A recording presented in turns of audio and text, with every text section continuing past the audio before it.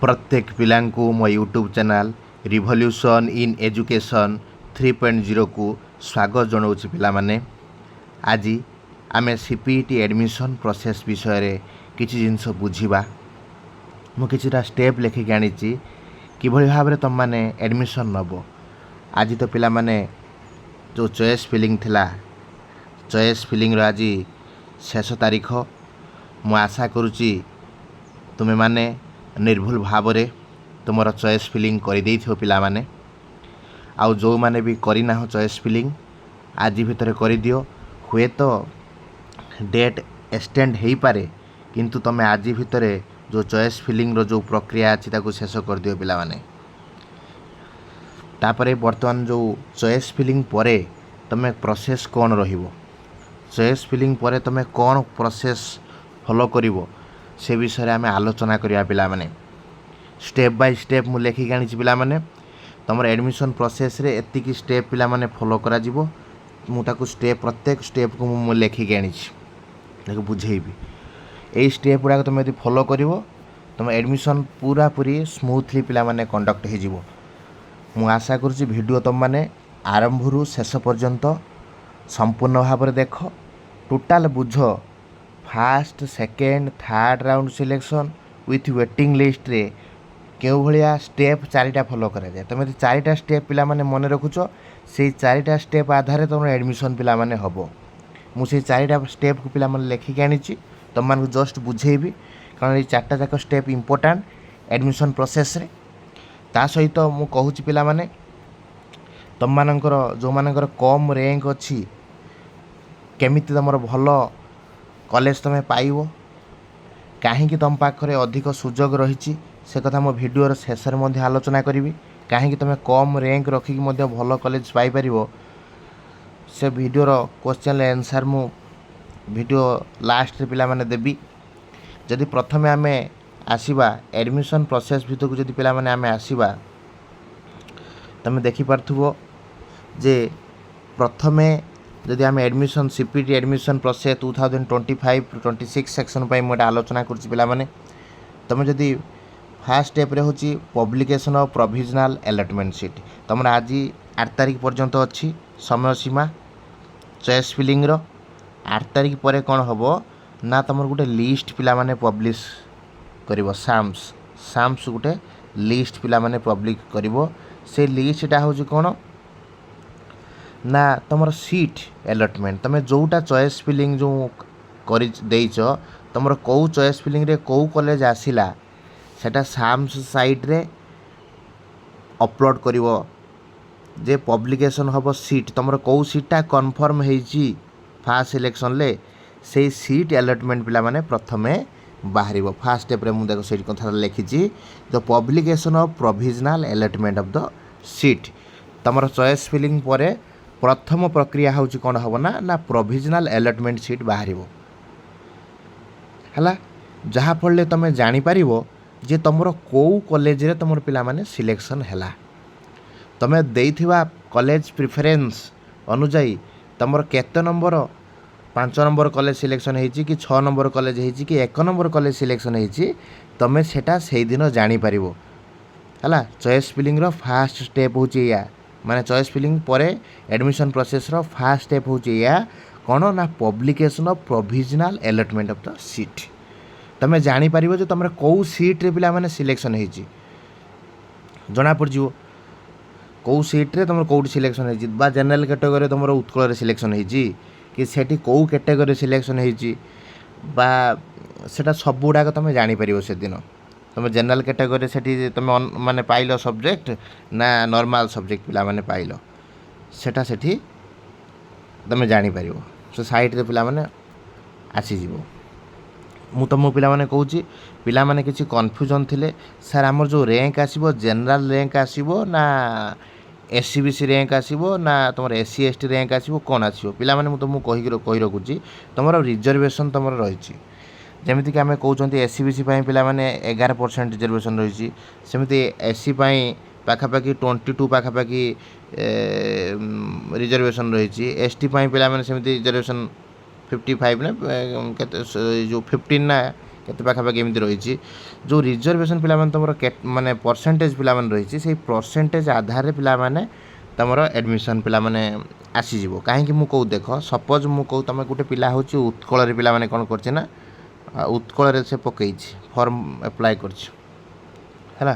ଉତ୍କଳରେ ଯେହେତୁ ସେ ଫର୍ମ ଆପ୍ଲାଏ କରିଛି, ତୁମର ଉତ୍କଳରେ ଟୋଟାଲ୍ ଧର ପଲିଟିକାଲ୍ ସାଇନ୍ସରେ ଧର 64ଟା ସିଟ୍ ପିଲାମାନେ ଅଛି। ଜେନେରାଲ୍ ସିଟ୍ ଧର ଫର୍ ଏକ୍ଜାମ୍ପଲ୍ ଧର 20ଟି ଅଛି বা ତୁମର ହେଉଛି 30ଟି ଧର ଅଛି, 30ଟି ଅଛି ଜେନେରାଲ୍ ସିଟ୍। ସେମିତି SC ସିଟ୍ ଆଉ ST ହେଲା। ଏଥର ଆହୁରି SC BC ରିଜର୍ଭେସନ୍ ଆସିଛି। ଜେନେରାଲ୍ ସିଟ୍ 30 ଗଲା ପରେ ଆଉ ପାଖାପାଖି ତୁମର ରହୁଛି କେତେ 34 ପାଖାପାଖି ସିଟ୍। 34 ସିଟ୍କି ପିଲାମାନେ ଭାଗ କରାଯିବ, ବୁଝିପାରୁଛ ନା। ସେ SCକୁ ଭାଗ କରାଯିବ, ଧର SC ଭାଗ ପଡ଼ିଲା ହେଉଛି 12-13ଟି, ସେମିତି SC BC ଭାଗ ପଡ଼ିବ 7-8ଟି ହେଲା। ଏମିତି ସବୁ ଭାଗ ତାକୁ କରାଯିବ। ସେ ଅନୁଯାୟୀ ଦେଖାଯିବ ତୁମର କେଉଁଠି ପିଲାମାନେ ହେବ। ସେଇଟା ସେ ଯେଉଁ ବାହାରିବ ତୁମେ ସେଇଦିନ ପିଲାମାନେ ଜାଣିନେବ।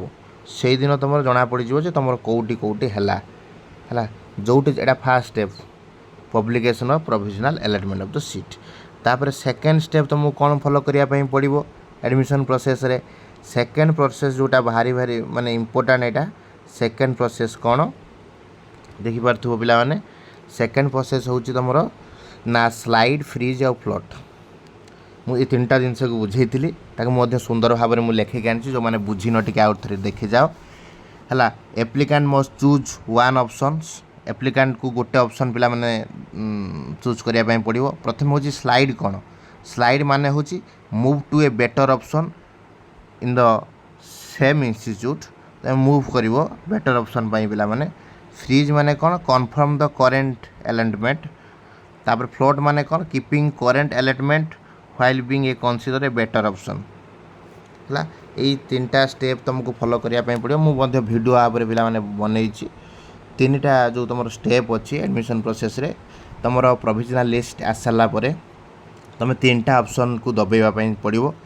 କ'ଣ ସ୍ଲାଇଡ୍ ଅଫ୍, ଫ୍ରିଜ୍, ଫ୍ଲୋଟ୍।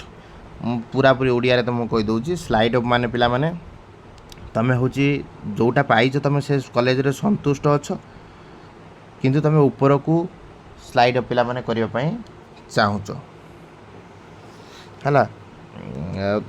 ସେଇଟା ହେଉଛି ପିଲାମାନେ ସ୍ଲାଇଡ୍ ହେଲା। ତୁମେ ସେଇଠି ସନ୍ତୁଷ୍ଟ ଅଛ କିନ୍ତୁ ବେଟର୍ ଅପସନ୍ ପାଇବା ପାଇଁ ଉପରକୁ ତୁମେ ଯିବ।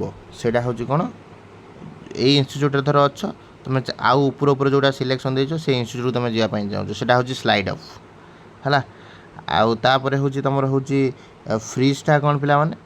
ଫ୍ରିଜ୍ କ'ଣ, ଫ୍ରିଜ୍ ଯଦି ଆମେ ଦେଖିବା ପିଲାମାନେ, ଫ୍ରିଜ୍ର ଅର୍ଥ ତୁମେ ଯେଉଁ ଏମିତି ଧର 4ଟା ପ୍ରିଫରେନ୍ସ ପିଲାମାନେ ଦେଇଛ, 4ଟା ପ୍ରିଫରେନ୍ସ ଦେଇଛ, ତୁମେ ଯେଉଁ ଧର 1 ନମ୍ବର ପ୍ରିଫରେନ୍ସ ଯେଉଁଟା ଦେଇଛ ତୁମର ସେଇଟା ଆସିଗଲା, ସେଇ ଅନର୍ସ ମଧ୍ୟ ଆସିଗଲା, ବା ଯେଉଁଟା CC ସେଇଟା ଆସିଗଲା, କୋର୍ କୋର୍ସ ସେଇଟା ଆସିଯାଇଛି, ତାହେଲେ ତୁମେ ସେ ଜାଗାରେ ଯାଇକି ତୁମେ ଫ୍ରିଜ୍ ବଟନ୍କୁ ପିଲାମାନେ ତୁମେ ଦବାଇ ପାରିବ। ଫ୍ଲୋଟ୍ ପିଲାମାନେ କ'ଣ, ଫ୍ଲୋଟ୍ର ଅର୍ଥ, ଏ ଯେଉଁ ଫ୍ଲୋଟ୍ଟା ଅର୍ଥ ତୁମେ ଯେଉଁ ଇନଷ୍ଟିଚ୍ୟୁଟ୍ ଗୁଡ଼ା ସବୁ ଦେଇଛ, 4ଟି ଏମିତି ଇନଷ୍ଟିଚ୍ୟୁଟ୍ ଦେଇଛ, ଯେଉଁ ଇନଷ୍ଟିଚ୍ୟୁଟ୍ରେ ତୁମେ ଦେଇଛ, ପ୍ରଥମେ ଥର ଦେଇଛ ଉତ୍କଳ ଦେଇଛ, ସେ ଉତ୍କଳ ଇନଷ୍ଟିଚ୍ୟୁଟ୍ରେ ତୁମ ଯେଉଁ ୟୁନିଭର୍ସିଟିରେ ତୁମର ହେଉଛି କ'ଣ ହେବ ନା, ତୁମର ହେଉଛି ଯେଉଁ ତୁମେ ସନ୍ତୁଷ୍ଟ ଅଛ, କିନ୍ତୁ ତୁମର ଦରକାର ପଲିଟିକାଲ୍ ସାଇନ୍ସ, ତୁମେ ରଖିଛ ପବ୍ଲିକ୍ ଆଡ଼ମିନିଷ୍ଟ୍ରେସନ୍ସ ମିଳିଛି, ତୁମେ ବେଟର୍ ଅପସନ୍ ପାଇଁ ସେଇ କଲେଜରେ ତୁମେ ରହିବ, କିନ୍ତୁ ତୁମକୁ ବେଟର୍ ଅପସନ୍ ପାଇଁ ତୁମେ ସେଇଠି ଫ୍ଲୋଟ୍ କରିବ ହେଲା। ଏଇଟା ଥିଲା ତୁମର 3ଟା ପ୍ରୋସେସ୍। ତାପରେ ପିଲାମାନେ ଆମେ ଯିବା, ଏଇଟା ଥିଲା 2ଟା ପ୍ରୋସେସ୍ ମୁଁ କହିଲି। ଫାର୍ଷ୍ଟ ପବ୍ଲିକେସନ୍ ହେବ ମେରିଟ୍ ଲିଷ୍ଟ, ଦ୍ୱିତୀୟରେ ହେଉଛି ସ୍ଲାଇଡ୍, ଫ୍ରିଜ୍, ଫ୍ଲୋଟ୍। ତାପରେ ଯଦି ନେକ୍ସଟ ଷ୍ଟେପ୍କୁ ଆମେ ଆଡ଼ମିସନ୍ ପ୍ରୋସେସ୍ର ନେକ୍ସଟ ଷ୍ଟେପ୍କୁ ଯଦି ପିଲାମାନେ ଯିବା, ଦେଖିପାରୁଥିବ 3ୟ ନମ୍ବର ଷ୍ଟେପ୍ରେ ମୁଁ ଲେଖିକି ମଧ୍ୟ ଆଣିଛି ପିଲାମାନେ। ଥାର୍ଡ଼ ଷ୍ଟେପ୍ରେ ତୁମେ କ'ଣ କରିବ ନା payment and admission fee by the student. এইটি ପିଲାମାନେ ଇମ୍ପୋର୍ଟାଣ୍ଟ କଥା ମୁଁ ତୁମକୁ କହୁଛି। ବହୁତ ଜଣ ପିଲାମାନେ କ'ଣ କରନ୍ତି ନା ପେମେଣ୍ଟ କରନ୍ତି, ବହୁତ ଜଣଙ୍କର ପେମେଣ୍ଟ ହୁଏ କିନ୍ତୁ ପିଲାମାନେ ତାଙ୍କର ସକ୍ସେସଫୁଲି ଦେଖାଏନି, କିଛି ସାମ୍ ସାଇଡ଼୍ରେ ମଧ୍ୟ କିଛି ପ୍ରୋବ୍ଲେମ୍ ଥାଏ। ତୁମେ କ'ଣ କରିବ ନା ଯେଉଁଟା ତୁମର ଯେବେ ଆସିବ ପେମେଣ୍ଟ କରିବା ପାଇଁ ତୁମେ ଯାଇକି କ'ଣ କରିବ ନା ତୁରନ୍ତ ପେମେଣ୍ଟ କରିବ, ଲେଟ୍ ଡିଲେ କରିବନି। ସାଇଡ଼୍ ସ୍ଲୋ ହେବାର ଯଥେଷ୍ଟ ସମ୍ଭାବନା ପିଲାମାନେ ଅଛି। ପେମେଣ୍ଟ ଯେଉଁ ତୁମେ କରିବ ସେ ପେମେଣ୍ଟ ଆଉ ଆଡ଼ମିସନ୍ ଫି ଯେଉଁଟାକି ଷ୍ଟୁଡେଣ୍ଟ ଦେବ, ଲେଖାଏ ଦେଖ candidate who accept the seat freeze float must pay admission fee with the stipulated discipline ହେଲା। ସେ ଡିସିପ୍ଲିନ୍ ପାଇଁ ଯେତେ ଥିବ ତୁମେ ପେ କରିବ ପିଲାମାନେ ସେଇ କଲେଜରେ।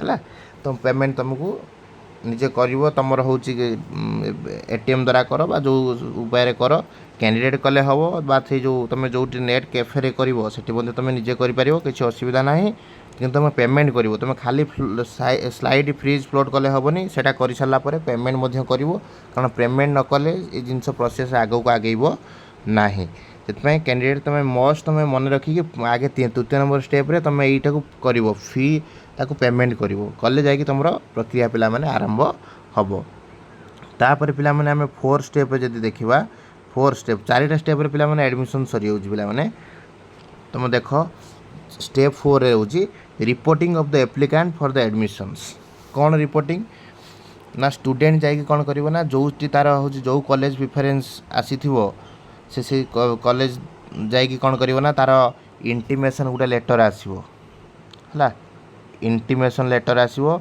इंटीमेशन लेटर रे सब ता ना गाँ ठिकाना डिटेल्स लिखा तापर सब डॉक्यूमेंट 1 2 3 करी केमिति 9टा पर्यंत पिला माने डॉक्यूमेंट रहिबो जहाँ जहाँ इंटीमेशन ले डॉक्यूमेंट अच्छी ता सहित ताको जेरेक्स सहित ओरिजिनल लेके जावाई पड़ो कौटी जीव ना जो कॉलेज तार आसी से कॉलेज ताको जाकि पहुँचापी पड़ो यहाँ से निजे तार इंटीमेशन टाक से डाउनलोड कर इंटीमेशन डाउनलोड होगापर तुम जापर से इंटीमेशन लिखाई थो पे केते एडमिशन हम तुम धर सपोज तुम 18 तारिख दिन अच्छी 18 तारिख दिन केतटा बेले भी मेंशन कराई जो समय मेंशन हो से समय जीव जाकि पहुँच आगुआ टे पलि जाइए तुम रिपोर्टिंग कर से एडमिशन है से कथा पिला माने 4 नंबर में सुंदर भाव में मुझे लिखी देख पिला माने देखिपार्थो जे लिखाई admitted candidate must physically report to the allot the institute with required document for verification for further admission formalities तुम हेल्प कर साम्स को तुम जाकि पहुँचो रिपोर्टिंग कलापर तुम सर्टिफिकेट वेरिफिकेशन हम आग को एडमिशन प्रोसेस पिला माने जीव मु तुमको आशा करुच्ची जो मैंने यथर तुम्हें ये प्रक्रिया रे भाग नौ पिला माने मु तुमको जो 4टा प्रोसेस पिला माने लिखिक आनी 4टा स्टेप पिला माने स्क्रीनशॉट करनियो तुमको टाइम दूची तापर मु डिस्कशन करी कहीं थर कट ऑफ कम जीवो स्क्रीनशॉट करनियो 2टा स्टेप तापर आउ 2टा स्टेप मध्य पिला माने स्क्रीनशॉट करनियो वर्तमान आम डिस्कसन करिया पिला माने कहीं टोटाल जदि आम देखा कहीं तुम हूँ सब पिलांकर सिलेक्शन हम मु कहूँ देख पिला माने बहुत पिला पचार सर आम सिलेक्शन हम ना नाई पिला माने मु तुमको कहूँ तुम सब पिलांकर सिलेक्शन हम जो मानकर भी रैंक जो मानकर जदि मु कहूँ रैंकर जो माने 6000 भितर जो मानकर भी रैंक अच्छी से मानकर भी सिलेक्शन हम मु कहूँ कहीं सिलेक्शन हम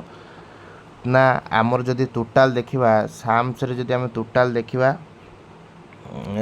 6000 पाखापाखि जदि रैंक रोचे ताल एडमिशन हम आमर पाखापाखि सीट कैपेसिटी पाखापाखि तुम हूँ 6000 पाखापाखि सीट कैपेसिटी पिला माने माने पर डिपार्टमेंट रे पिला माने रोची छोट छोट सब्जेक्ट टिके कम रोची आ बहुत पिला जानी रख पिला माने मीडिया रे मध्य पब्लिश होची बहुत पिला वर्तमान सोच बीएड करिया पई इंटरेस्टेड तांकर सीपीटी रे भलो मार्क अछि कि माने बीएड करिवे काहे कि वर्तमान जो आमर जहाँ रिपोर्ट आसी जे अधिका पिला हो जॉब ओरिएंटेड होउजंती बीएड पाई अधिक पिला माने नाम लेखाउजंती किंतु वैकेंसी भी ह्यूज आसी बीएड रे से माने टीचर पाई बीएड एग्जाम टाको माने जो मानकर हम से जी आउ विशेष कर तुम जब मुझे कहबी तुम हूँ बहुत पिला हूँ पिला माने प्राइवेट बीएड कर प्राइवेट बीएड गोटे गोटे बहुत बड़ सुजोग सृष्टि कर से बहुत पिला प्राइवेट बीएड कर तुम जो मैंने पचार सार मु रखी हूँ सारे मोर रैंक सारे अच्छी 1500